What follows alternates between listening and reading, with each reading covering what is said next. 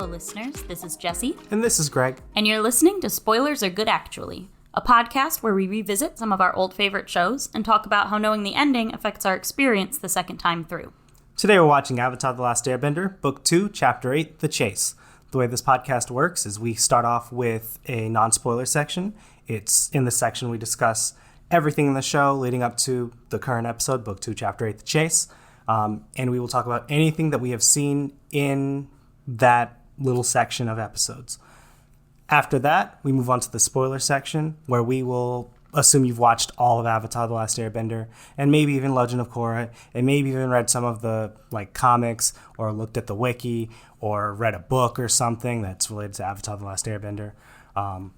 Basically, anything's fair game in the spoiler section. We encourage listeners to stay until the spoiler section. The podcast you're watching. The podcast you're listening to is Spoilers Are Good Actually. They're good. The spoiler section's really good. Trust me. And one quick content note. Avatar: The Last Airbender is a kid's show, but this is not a kid's podcast. While we won't be going into any darker or more mature themes than the show itself does, we will be using adult language, so listeners be warned. I really like The Chase. I didn't realize how good the faces were in this episode until we watched it. Yeah, we'll get. I think the facial expression animations were so funny. It was really just good. All the time. Yeah, but I like The Chase. In my mind, The Chase has always been the first episode where we see them really lose. I don't think that's actually true, but that's just how it was in my mind. Mm-hmm. We'll talk about it more, but it kind of is, but it's kind of not. Okay, 10-word summary. Mm-hmm. I can start if you want. Sure. My 10-word summary is. Okay, wait. This you have to imagine the second word in this one has a little parentheses question marks. I'm not exactly sure, but the three plots converge just so Azula can shoot Iroh. It might be two plots, three. It depends on how you count. Do you consider Azula and Ko to be an entire plot, or are they just an auxiliary to either the Aang or Zuko Iroh plot? Either way. Yeah, the plots converge just so that Zuko can shoot Iroh. Azula can shoot Iroh. That's a different show entirely. Anyway, and you have to have the number in there because otherwise it's only 9 words. The 3 or the 2 plots converge just so Azula can shoot Iroh. You're counting? You can count. Here you go. Yeah, you could have said all the plots. Oh. Don't even think about starting over because I'm not cutting this out. All the plots converge just so Azula can shoot Iroh. I said that in the first place, and Jesse will 100% only put that section as because I obviously only said that. Anything else you heard before this, Jesse added on her own. She's actually very good at Audacity. She's been I saw the words deep fake Audacity on Jesse's Google search. So yeah, she's been trying to do this all without me. First of all, I use Audition. Damn it. Fuck. Second, I can cut out whatever I want. She's lying. She uses Audacity. Anyway. You heard that? That was her deep faking again. Oh my god. My 10-word summary is the gang underestimates Azula and Co. Gets proven hilariously wrong. Mm. Yeah, I mean, they get their asses beat. I don't know if are they underestimating them? I think so. Okay. I mean, just they're constantly there's no way they could track us. That's true, they are. And then they try to do the trick to get her off their trail. And it didn't work. Yeah, I mean, some of that can be chalked up to just them being exhausted. Mm-hmm. And also it's really just Fire Nation ingenuity. No, they're used to dealing with Zuko. Yeah, who doesn't have... Who is dumb of ass. I mean, also, relative to Azula, he just doesn't have those resources. He does not have a fucking tank that will go at Mach 3 over land, right? That. Zuko will slowly track you on an ostrich horse. Mm-hmm.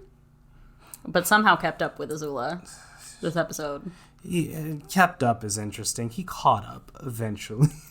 Okay. He did catch up. Sure. He didn't have to stop at any of those places where Azula and them. I mean, they only stopped at the one place to investigate the camp.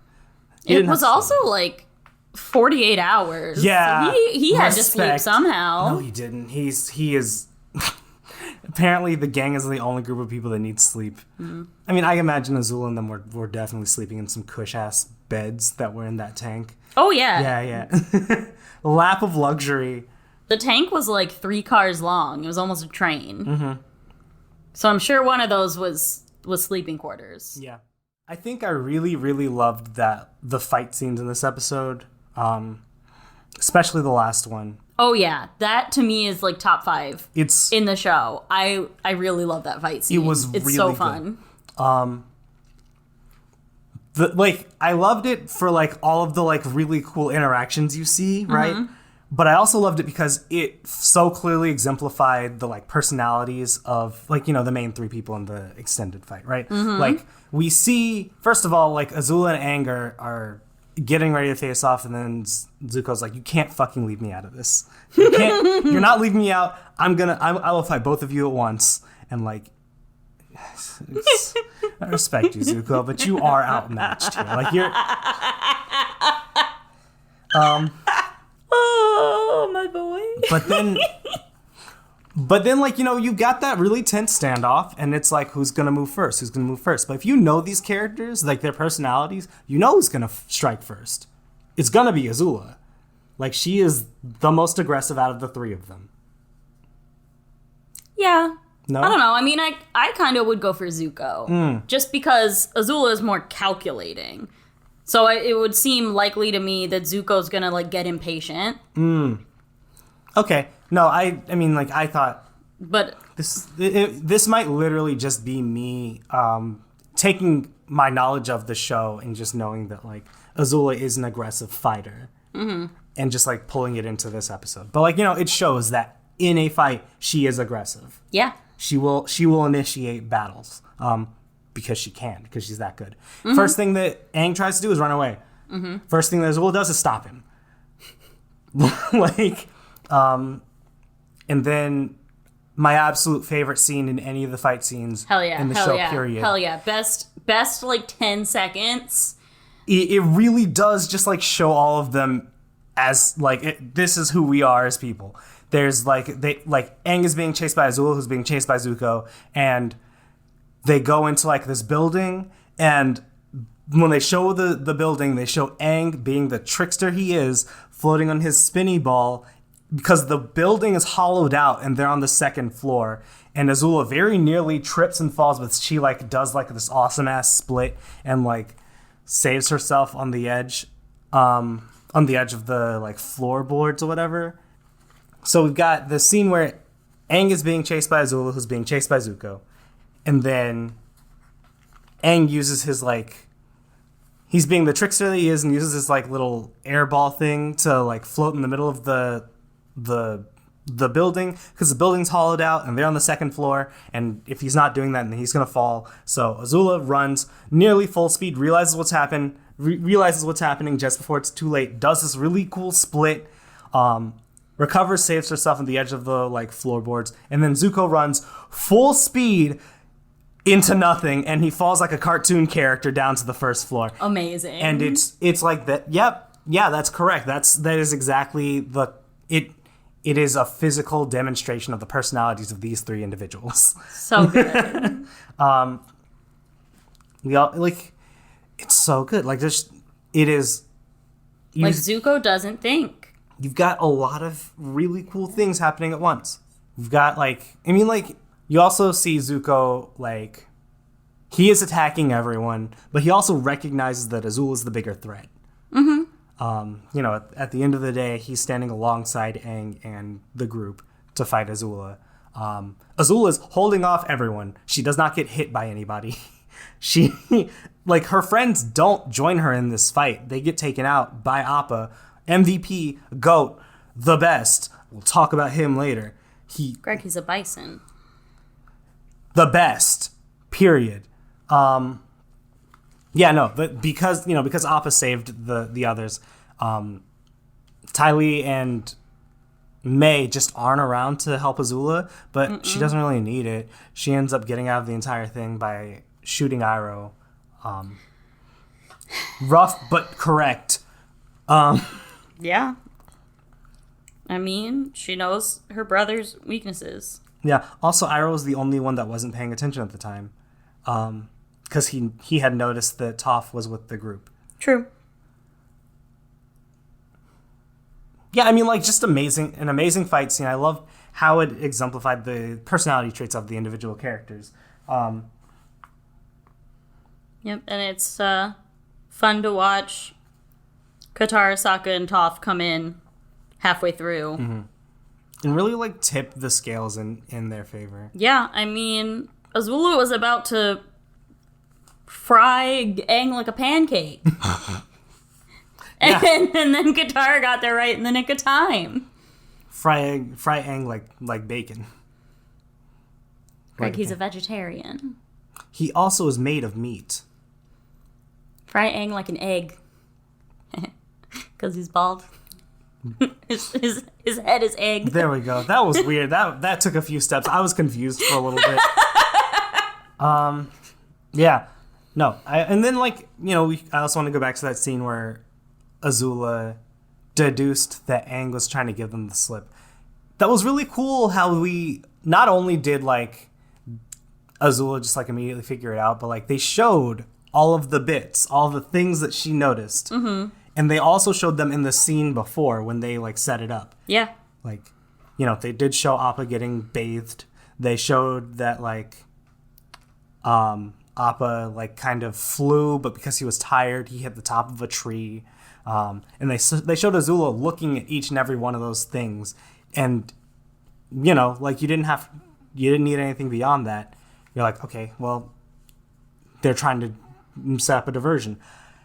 Yeah. Azula had a Sherlock moment if Sherlock wasn't constantly trying to make the audience feel stupid. Yeah, no. By obscuring all the details.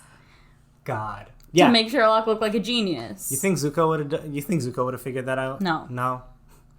He would have just kept following them, been like, where is he? And then, like, probably tried to abduct Momo or something, and then, like, you're not getting, you know, if you don't show me where Aang is. You don't want to see your rat again. You'll tell me where you'll come with me, Avatar. Yeah. I cannot get over him just running straight through that window and so falling straight to the floor. Mm-hmm. Yeah, it was amazing.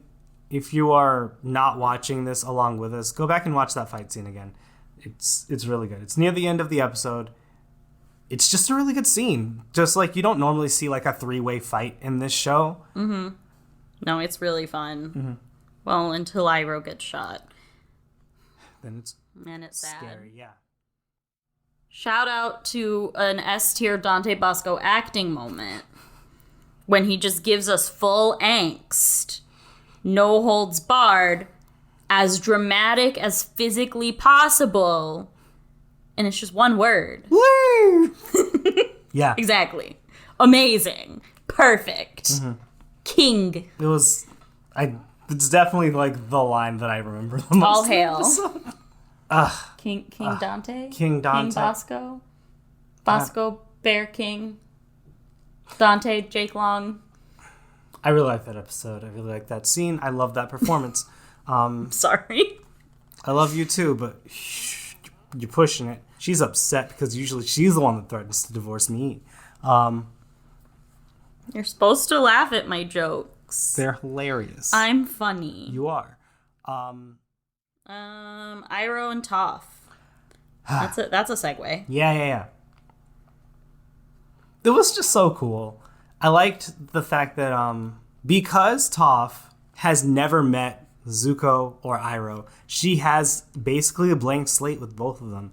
Yeah. She gets to just meet them and learn who they are and just and you know like the impression of the others with Iroh is not particularly good. I think they would still they'd be willing to talk, but they really would be like, where's Zuko? What's going on? You know, what's the problem? But like just being able to have Iroh just have tea with this blind girl who he's never met before. And we kind of see what's going on with both of them. Yeah. Where we've got Toph and her emphasis on her independence, which we will talk about again. Mm-hmm. And Iroh talking about how much he's worried and cares for his son. I know he's technically his nephew, but he's really his son. Yeah, we get what you're doing there. Yeah. You don't have to explain it. Yeah.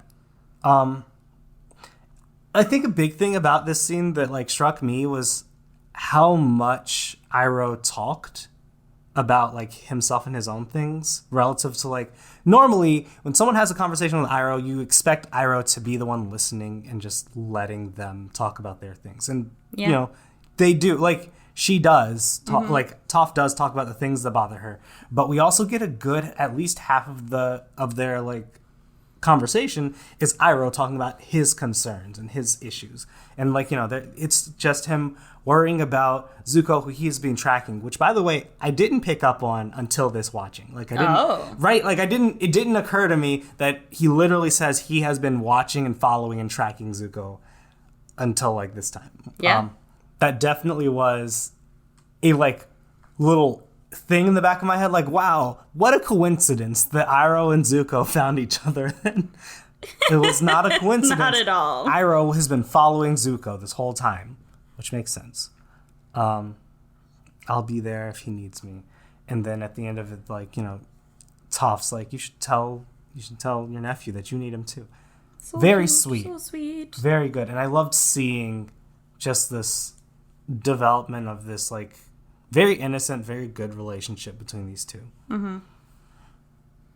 Yeah, pals. Backtracking even further to the beginning of the episode. Okay. Right?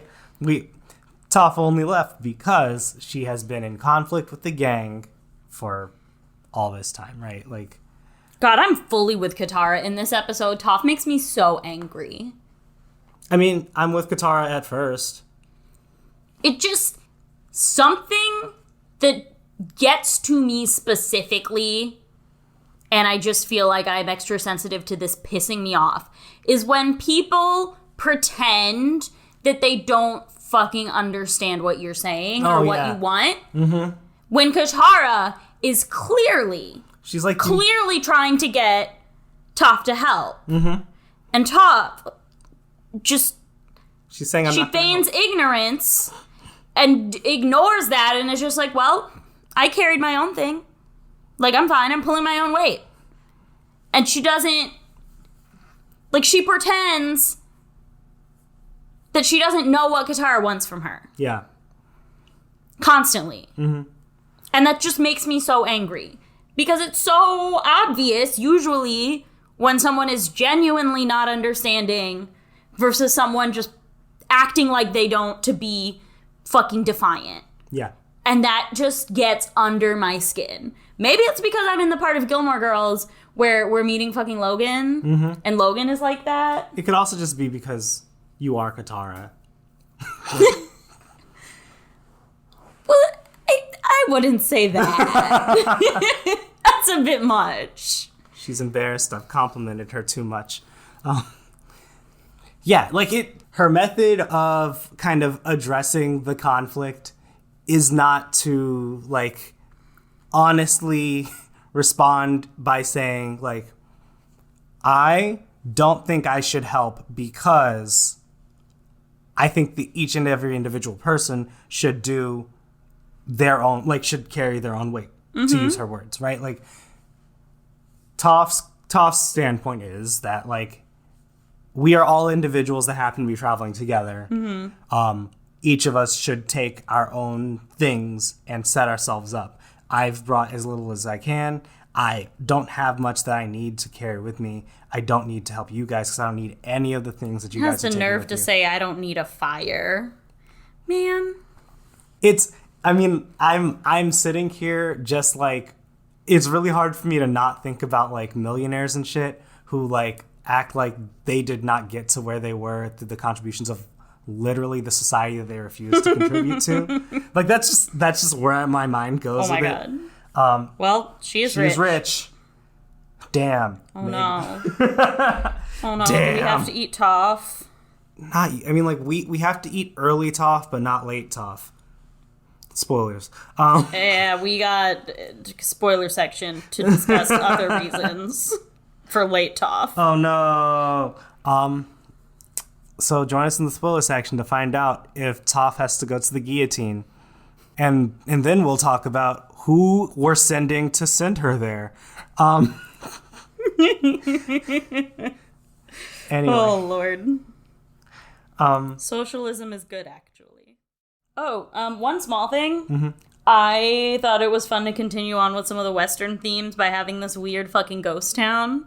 That was so cool. Yeah. It was kind of out of nowhere. Yeah, just a random ass, fucking Wyatt Earp ass. We are literally in, America in the 1849s or whatever. Shit. 1849s. In Arizona. Yeah. Literal ghost town that you would see in an actual Western. You just need to do with a banjo. Yep, you get the porches and the one main road with the saloon and all of that there. Did we have a tumbleweed? I'm sure we did. And then we got the standoff. Oh, that's a good question. We got the standoff with Zuko pointing his guns at both Aang and oh my god, yes. Azula. And Azula pointing her guns at Zuko. And Aang's like, I don't have a gun. Here's my staff. I want to talk more about Toph and them though. Because this is just how Toph sees things, right? We are all individuals. We just contribute our own thing to whatever, and we only help out with that little bit that is directly relevant to us and nothing else. Toph, I guess you got to stay as far away as possible from the fire that we eventually make, because you are not entitled to any of the heat or light that's... Let's be fair, she is not getting any of the light from that fire, but... Yeah, that's just a values thing she doesn't see herself as part of the group. She's not a part of the group. She is traveling with these people. Yeah. I mean, hyper-independence is a pretty common thing with, kids who were neglected. I don't know. Yeah. What else is there to elaborate on there? Her parents didn't fucking pay attention to her or treat her like a person, so of course she, reacted in the extreme opposite direction and is fine. Mm-hmm. And then, they have to pack up and fly away 3 separate times throughout the night. Mm-hmm. And it blows up because Katara's fucking sick and tired of Toph's bullshit. Mm-hmm. And Toph is not backing down from any goddamn fight. And then, everyone sucks here. It was at the end of that entire And then fight. Toph has the nerve to go for Appa. Yeah, Toph figured out what the problem was, and I feel like she probably wanted to bring it up at some point, but that they were having a fight here. Mm-hmm. And blamed Appa, who actually is the GOAT, the GOAT. Appa did so much shit. I will talk about what Appa's done, but and then Aang was Aang, who was trying to stay neutral, was you can't fucking talk about Appa like that. Aang's also wrong in what he says. I mean, I found him very relatable in that moment. Don't you dare come for my son. Yeah, don't you dare talk about Appa like that. But, Aang's shit is also wrong. The things but then he's it's because there's an extra person is why it's so hard for him to fly. It's because he's been flying constantly for 48 hours. Yeah, Appa fell asleep in midair.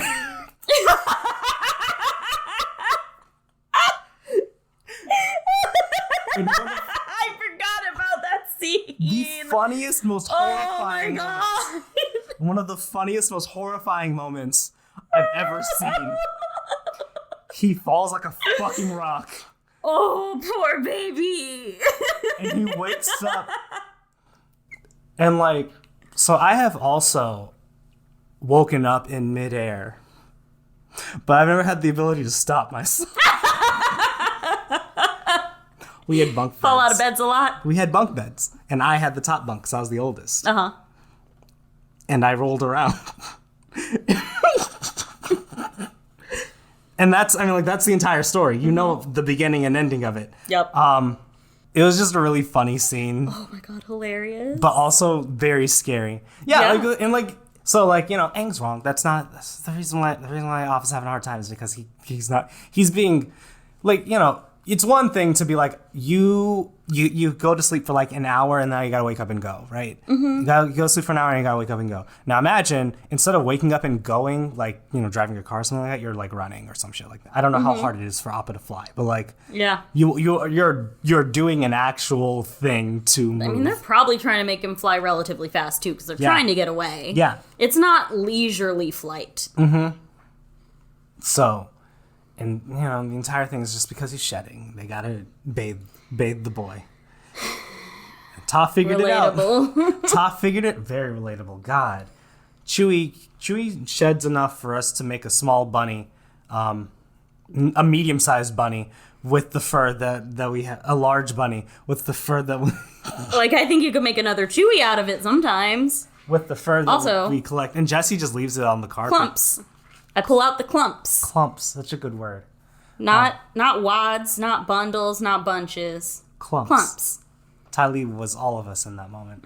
All they had to do was whenever they saw a piece of Appa's fur that was sticking out a little farther than the rest of his fur, they just take a handful and just pull it out and throw it on the ground. That's how you deal with shedding. And then Appa will turn around and look at them like, are you fucking kidding me? Why do you keep stealing my hair? And then you gotta pat them on the butt and say, you're such a good boy. And then Appa will huff and walk to the other side of the room, and then you cry because your son doesn't want to sit next to you anymore. Then you're This is all hypothetical, not from personal experience. And then I tell her she knows what she did. And then she's upset that she did what she did and upset our dog. I can't not grab the clump. Anyway. What a tangent. Yeah, I mean, like this, there were just a lot of really cool interactions, a lot of weird things that happened, and I loved all of it. But like, oh man, the creators used this very stressful, exhausting, like, ordeal as an excuse to show the funniest faces in the entire show. Or maybe they were like, we really need to show how, I mean, like, it's probably this. They really need to show how, like, much it's taxing everyone. Let's do the most cartoonish, over the top, like, exhausted faces. Just like, I'm completely calm from Katara. Literally every scene you see Sokka in. There's a few with Aang also. Toph has one. God, their faces are hilarious, and they're so good. They're all losing it. Anyway, good episode. I don't have much else to talk about. I just covered golden fuck. Yeah, sounds like it's time for the golden fuck. Golden fuck. So I have two. Got one. You go first in case it overlaps with one of mine, which Dante I feel Bosco, get away from us. Oh. Yeah, I mean, like, he says get away from us, and then he says leave. But, like, he says get the fuck away from us. That's good. Yeah. That's the only one I've got. Oh. Both of mine go to Katara. Okay. First is... I'm completely fucking calm! I really thought about that, but I just love the delivery of I'm completely calm so much that I didn't want to, like, mess with it. It's true. And so I intentionally didn't add that one. So that's why I'm actually, I think, leaning towards my second one over that one. Like, the I'm completely fucking calm is the obvious one. Yeah. But this next one is a little more subtle, I think better. Which is, I'm fucking blaming her. No one's blaming anybody. Oh, I'm blaming her. Well, You yes, want I to go? fucking am. You want to go? Yeah, I want to go. Fuck you. Yeah, absolutely. I loved that. Just... I'm blaming her. Oh, I'm fucking blaming her. Yeah, I actually really like that one. I really like that one.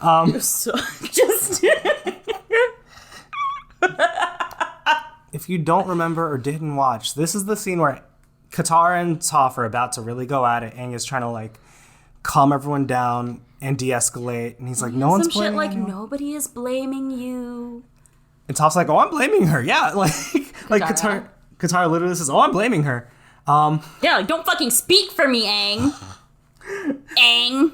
And then they have the fight. They blow up. Toph leaves. Very good. I'll vote for that one. That was good. Great. Yeah. Let's go, Katara. Okay, spoiler section? Time for the spoiler section.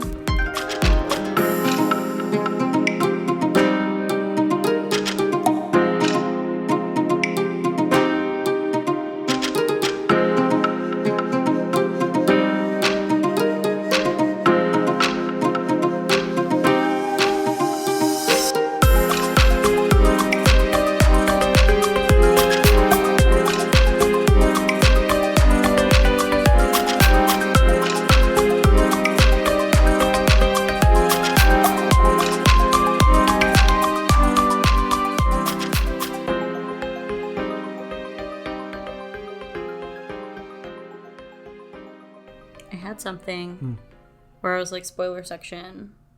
I'll talk about it. Reasons why Toph. Was going to the guillotine because they make her a fucking cop. Oh, right. She does become a cop. In Korra. She becomes the fucking chief of police of Republic City. Right. She is a cop. Stupid. Bullshit. Sorry, she's just a class traitor.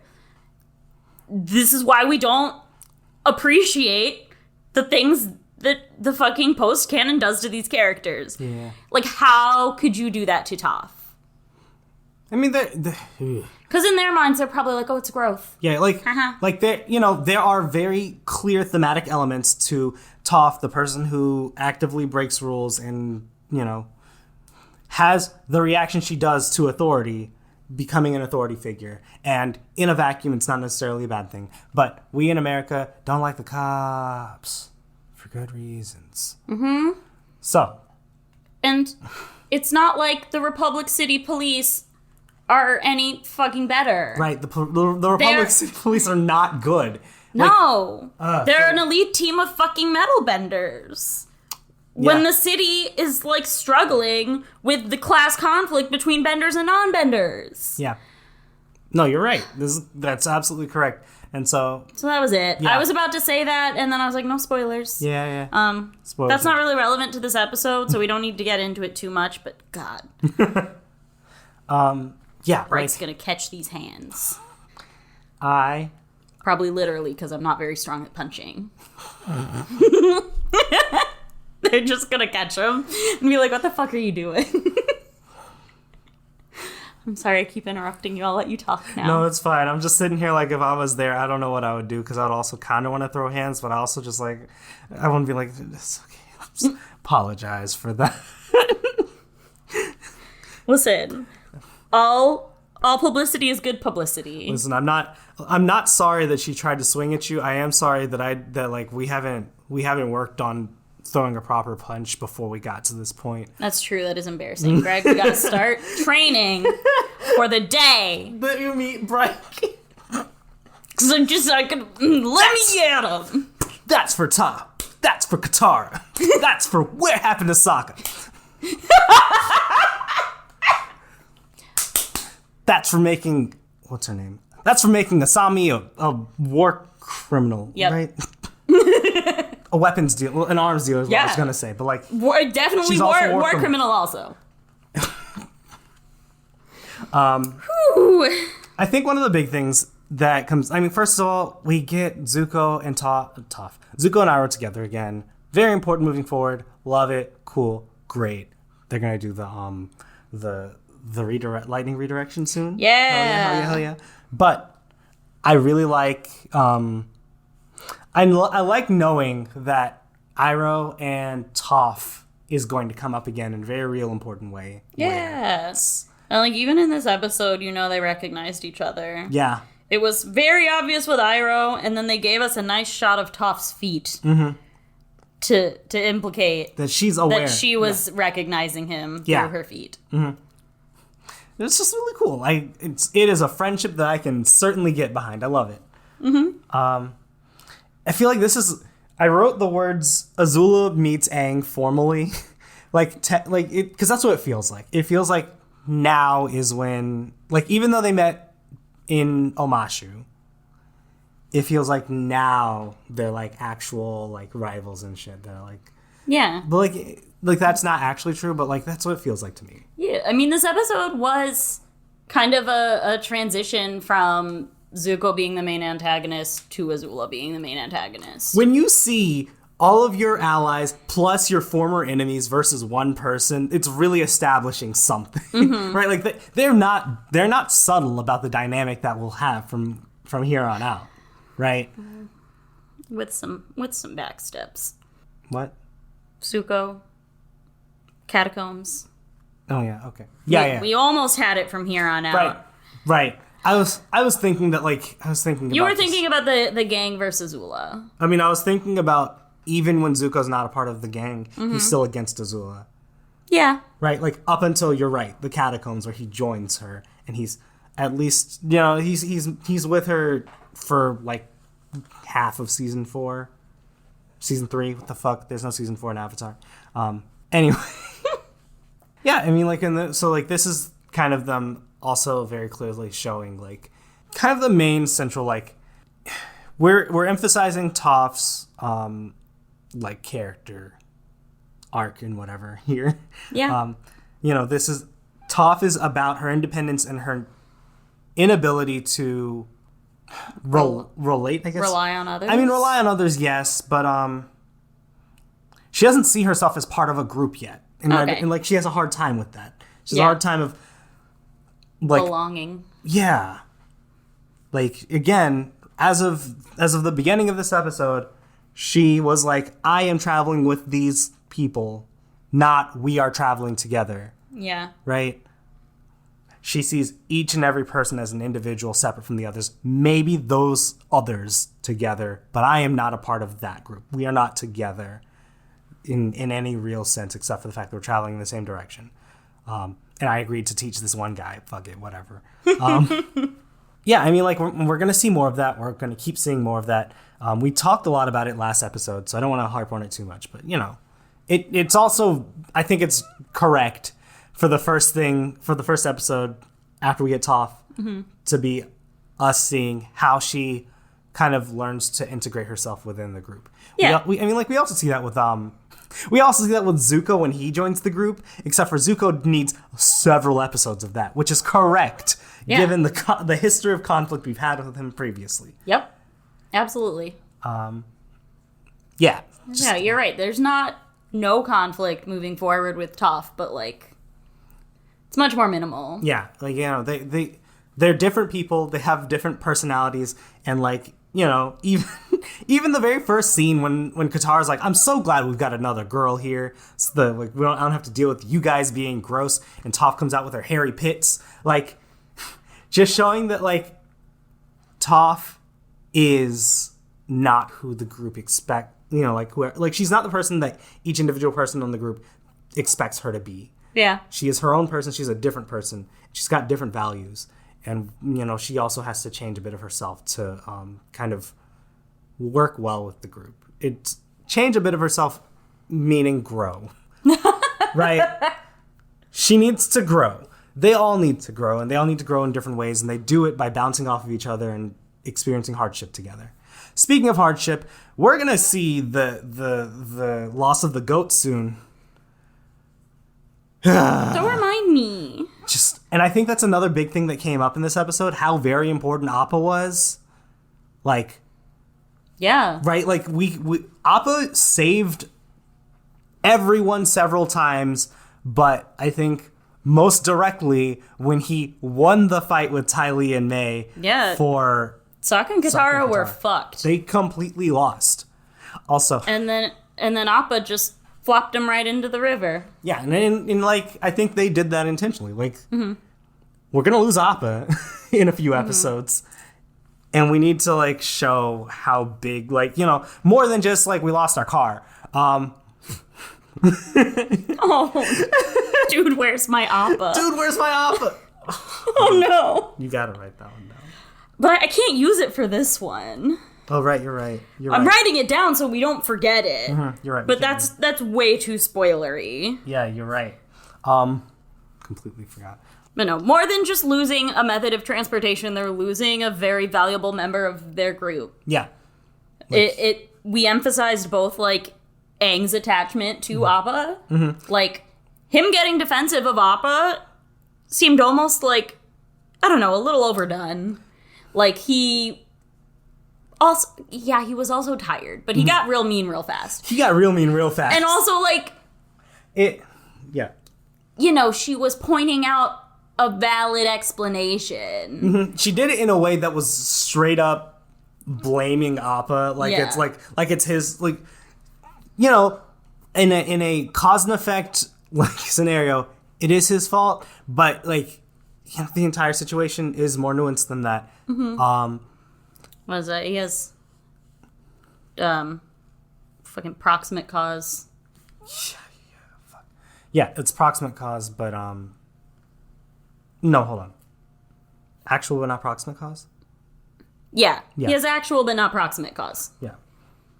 Just a little Don't. Easter egg for our lawyer friends. Please, if you know any law, please don't talk about it ever with me. You just... Yo, I'm in my last year. I have to study for the bar. This is the worst. Anyway, what I was saying about that scene is that he got very, like, overprotective of Appa. Oh, yeah. It felt to me like Aang had been holding these thoughts in his mind. Mm-hmm.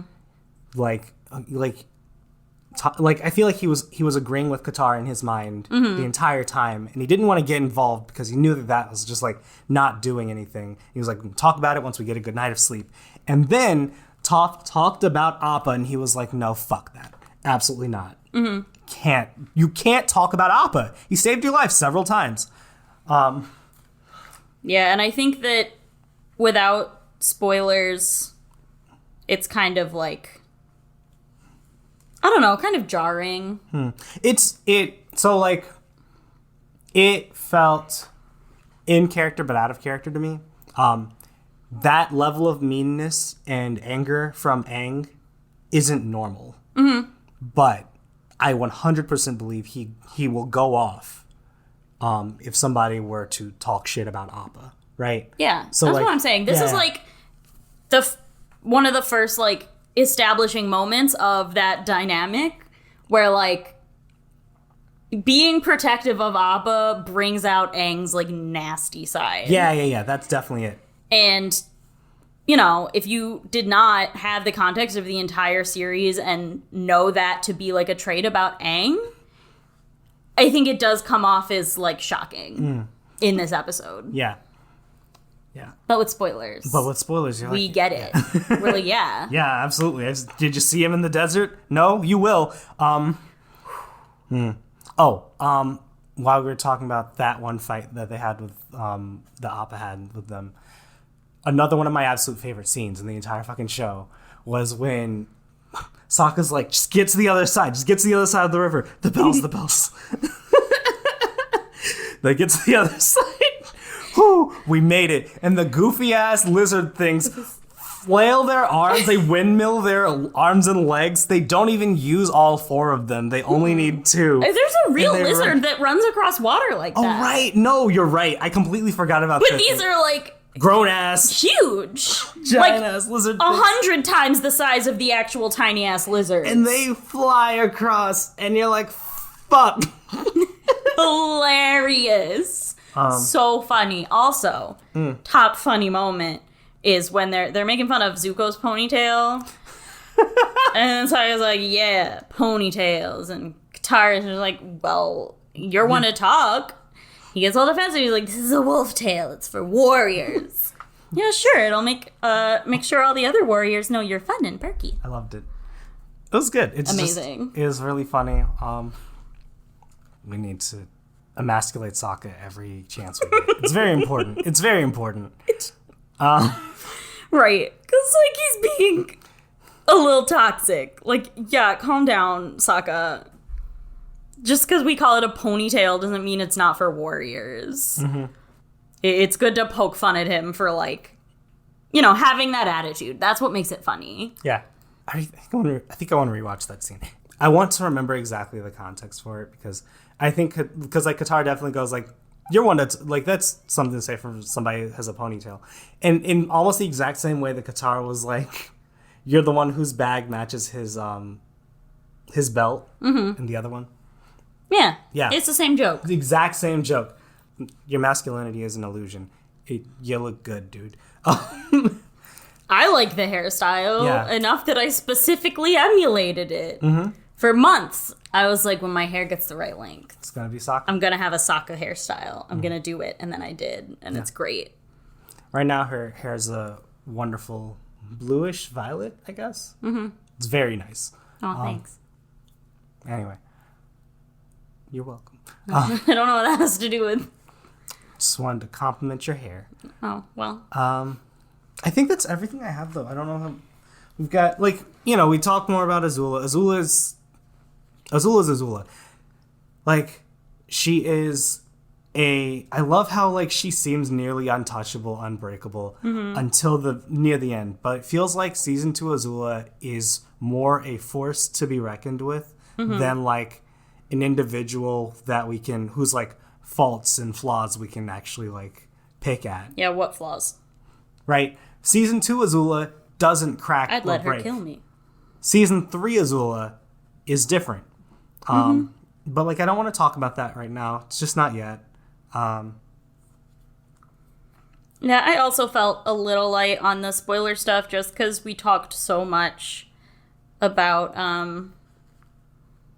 Toph in the Blind Bandit and like her arc. Yeah, I mean like we would be pretty repetitive to go Yeah. much deeper into it now. Okay, so that's...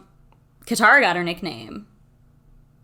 I've been kind of Sugar paying Queen? attention to like when Sugar Toph Queen. gives everyone the nicknames. She called Aang Twinkle Toes immediately. Immediately. First thing she called him. And then she called her Fancy Dancer, and then she called him Twinkle Toes. Yeah. called her Sugar Queen here, which is basically just Goody Two Shoes. Yeah. Does she have a nickname for Sokka? I feel like she does. We'll figure it out. I can't remember. But then, the best one of all, Sparky. Anyway. Oh, what a fun friendship. Can't wait till we get to delve into that. I love their, like, I don't know, big brother, little sister dynamic. Yeah. All right, so that's all we have today for Book 2, Chapter 8, The Chase. We hope you'll join us next time when we talk about Book 2, Chapter 9, Bitter Work. Until then, you can find us on Twitter at SpoilersAreGood. We also have an email, spoilersaregoodpodcast@gmail.com, if you want to contact us there. And if you're liking the show, please go ahead and give us a like or rating on iTunes or whatever podcast listening service you prefer and are listening to us on. Those ratings really do help the visibility of the podcast, and we super appreciate you. Finally, if you did ever feel like popping a little financial donation our way, we do have a coffee account that you can find linked in the description of the episode. And until then, remember, just because it's spoiled doesn't mean it's rotten.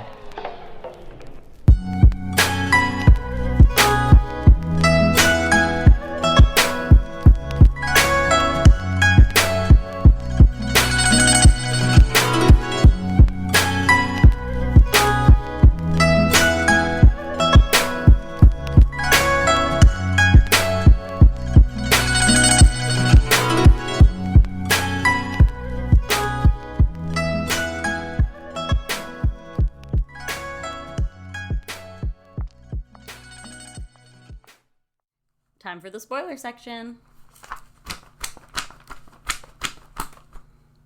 What is that for? I get to make noise in between the sections. Oh, that's fair. Yeah, so, Let me squeak my chair. Yeah.